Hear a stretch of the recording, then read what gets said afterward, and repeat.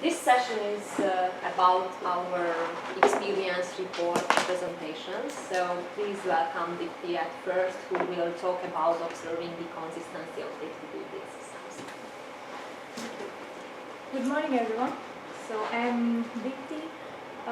So this is joint work with Victoria from Airline Solutions, who presented last talk, and with Annette Beamusa, she's my supervisor at University of Kaiserslautern in Germany. And this is also part of EU project SINFREE. So if the system is consistent, you may ask why we want to observe the consistency, right? So let's see why we need that. So the systems that we consider are weakly consistent geo-replicated systems. So we have replicas of databases across different locations in the world, and the updates are for scalability and for better performance. Updates are asynchronously sent, propagated among the replicas. So a client may try to access the nearest data center whenever he or she wants to access the data. So let's see one example. Let's consider a social networking application, and a client in US likes a post, and so the number of likes is recorded in one replica in the US. And because it's weakly consistent and they use asynchronous propagation, the data is not immediate, or update is not immediately propagated to other replicas. Meantime, another user in Asia liked the same post, and the update is just recorded there. So you can see that each replica has seen only one update from each of the user. After some time, the updates are propagated each other, and the first two replicas got the updates from each other, and it has the latest value for it. But there is one replica here in Africa, but there was some delay in communication between the replica from Asia to Africa, so that one has seen only one like. So there is one missing. And this is what we call divergence, because the value of the object is different in different replicas. But this occurs only for a short period of time, and after a while, when the communication is successful, all the replicas converges, and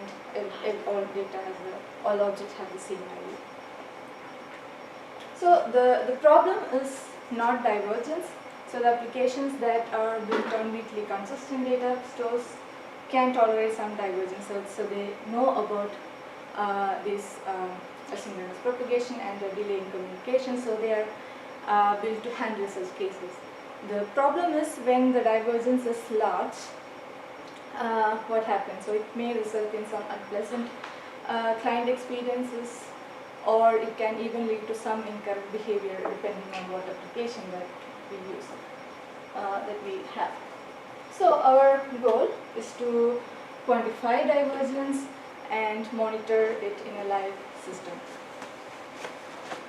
So, so informally we can define or quantify divergence as how much the state of each object is different from other replicas.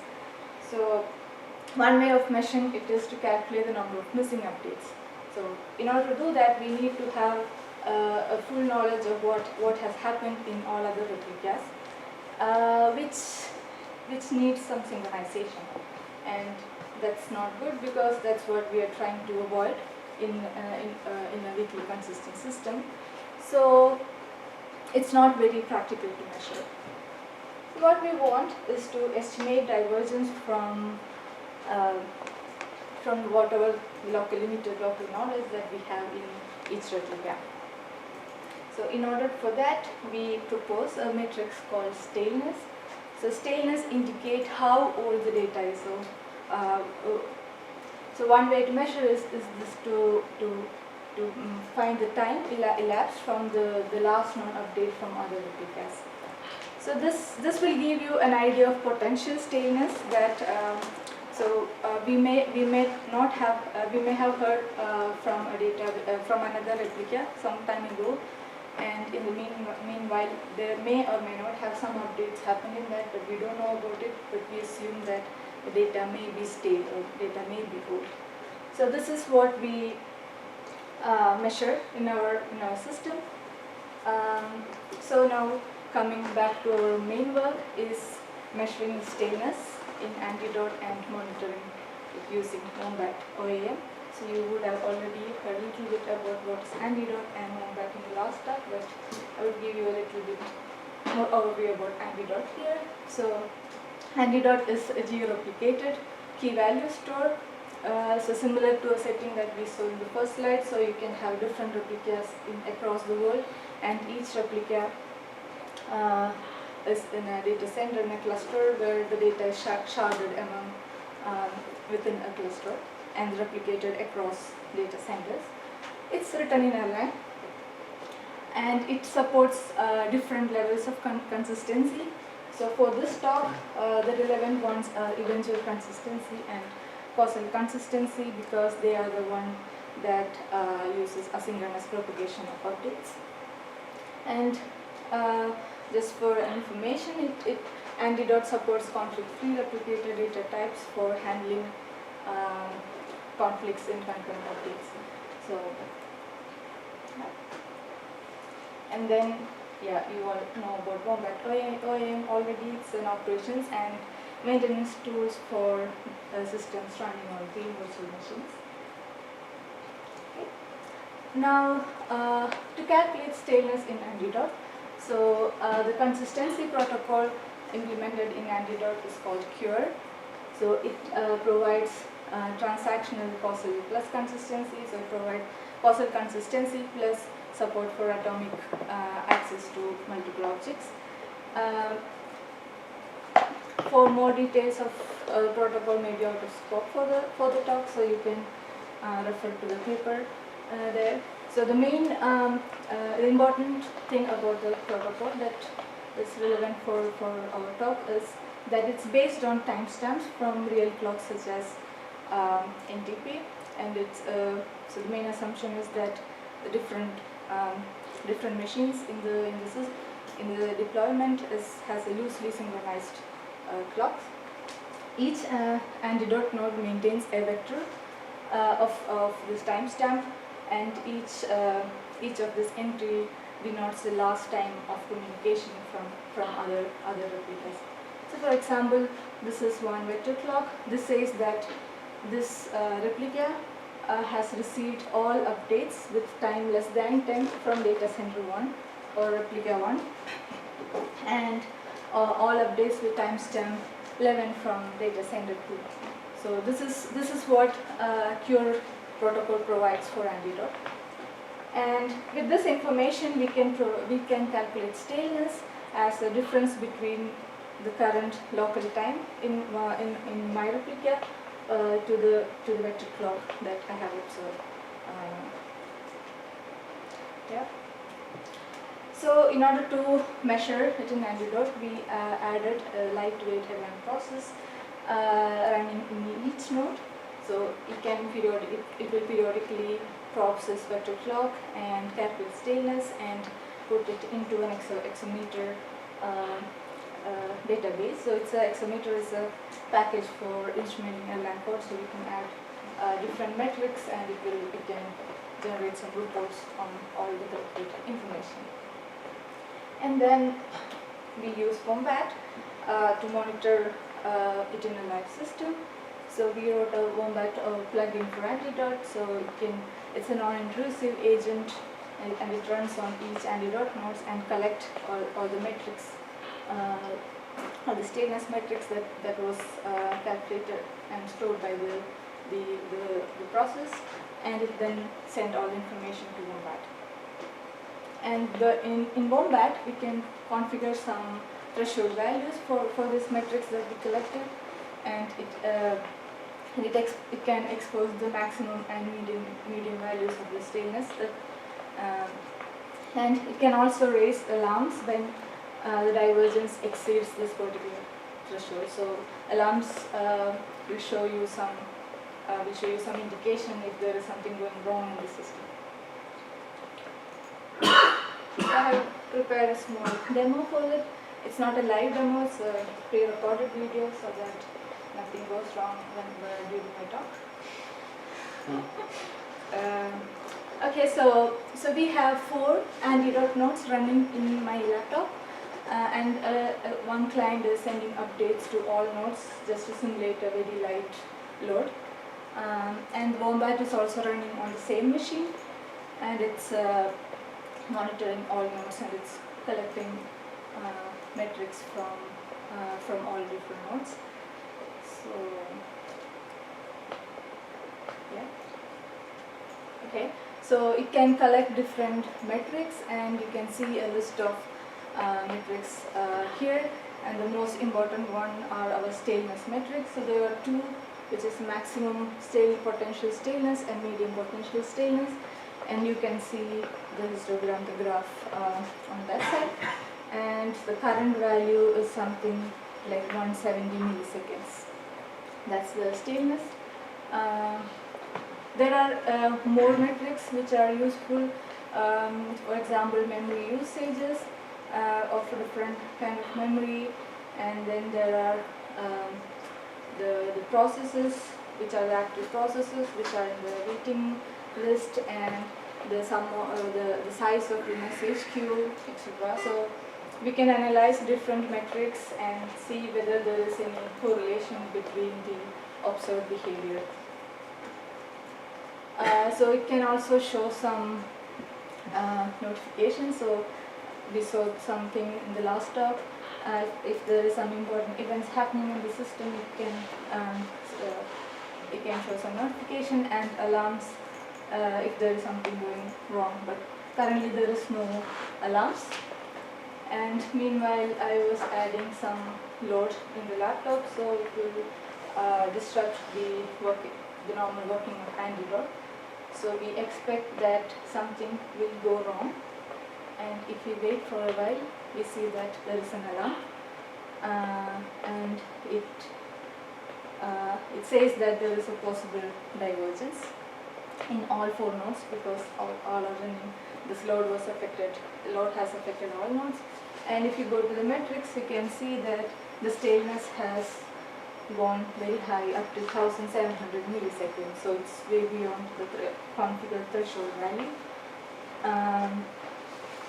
So this is what live monitoring gives you. So it will immediately gives you some notification. And the load was given only for a short period of time. So we expect that the divergence will come down once the load is over. So there is still alarm, so that means the divergence is still high if you wait for a while. Yeah, so the alarms are clearing up, and now when you go back to the metrics, so the divergence have come down to 200 milliseconds, so that's kind of the normal expected depending on all the config values. Okay, so the demo was on the deployment in a single machine, but we had a more larger deployment in a cluster with 2 data centers with 8 nodes per data center, and we had run it for like 30 minutes with different load, with a different number of clients and different read-write ratio, and this is the kind of staleness that we measured. So the maximum potential staleness from a different graph, it's around 300 milliseconds, and this is message queue length, which is also measured at the same time, and we think that, or we observe that there is some correlation between the potential staleness and maximum queue length. So it could indicate a kind of workload in the system. So the staleness was affected by the load. There could be other reasons such as network connectivity issues and all those things, but yeah, that may be we have to maybe analyze in more detail to see what all happened, what are gone wrong in the system. But yeah, so this is what we collected. And as a conclusion, large divergence may indicate some possible problems, and we see that live monitoring in applications is useful. And with the easy implementation in Erlang, it was easy to add stuff and just do something, and the cool wombat tool was useful. As a future work, we want to extend this to other eventually consistent data stores. So most of the consistency protocol use some kind of timestamps to it. So it may be not so difficult to add similar approach to there. Or even if it's not use a timestamp, we could just add some information for each communication, and it won't be too difficult to do that in other systems.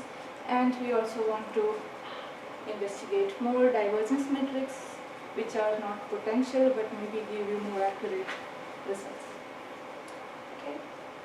And if you are interested, if you want to know more about Antidote, here we have a cool website, and then for wombat.oam, or you can also email me if you have any questions, or ask me now.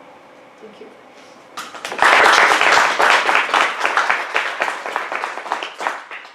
Questions, please. Okay, I have one.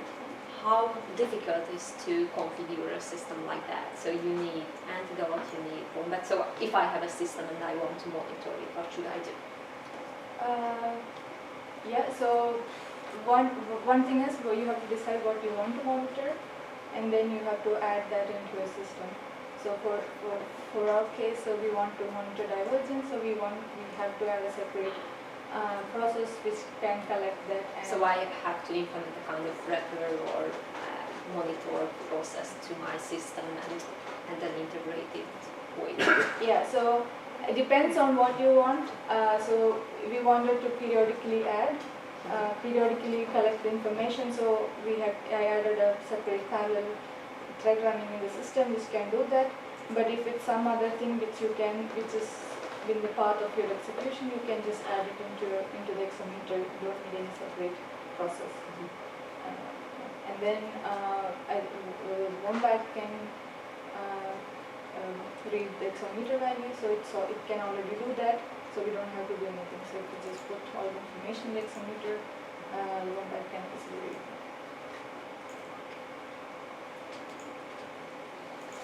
What was your experience in implementing the Cure algorithm? Did you find it fairly easy, and were there any problems that you discovered that you would like to tell the authors about and say improvements future work? For the Cure? Yeah. I'm the author of the paper, so yeah. Ah, I'm sorry. Okay. So yeah, so we implemented. It is implemented in Antidote itself. So yeah, so I didn't have to implement separately. So yeah. Okay, then a follow-on question is, how easy is it to extract that from the current Antidote work and say I wanted to use it in an Erlang system, but separate from Antidote itself? Again.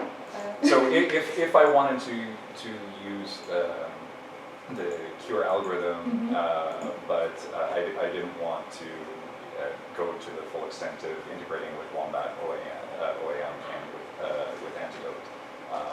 Is that an easy thing to do? Yeah, so it's a very generic protocol, so it's not dependent on Erlang or the specific setup. So the Cure protocol, the architecture that we consider is a sharded database in one data center and replication in other, and each of this is replicated in other data centers. So that's a system. So if your database follows similar kind of deployment, then you can clearly use a Cure protocol there. So yeah, I don't think it's difficult. There is no other dependency to the Antidote itself. So if I understood rightly, then we were considering vector clocks representing that one data center has received all of the updates up to a certain time from another data center. Yeah. But if you think of something like a React, Mhm. then every key has its own effective clock. So potentially you might have received some quite recent keys from a data center, but not older ones. So if you want to use this, does that constrain the way that the database propagates updates, so that the database must propagate older updates before newer ones? Yeah, so the query implements causal consistency. So you have to maintain the causal order when you propagate the updates. Even between different keys? No, yeah, even between different keys, yeah. Not just single key. So the consistency is across the keys. Yeah. So yeah. So there is so if an update occurred if two updates occur in the same replica, then it automatically is considered as causally. One is causally dependent on the other, even though maybe it's not really from the client side, it's maybe not causally dependent, but if it's in the same replica, it's considered as it should execute in the same order in all replicas. Yeah.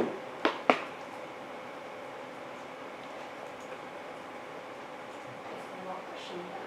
Thank you again.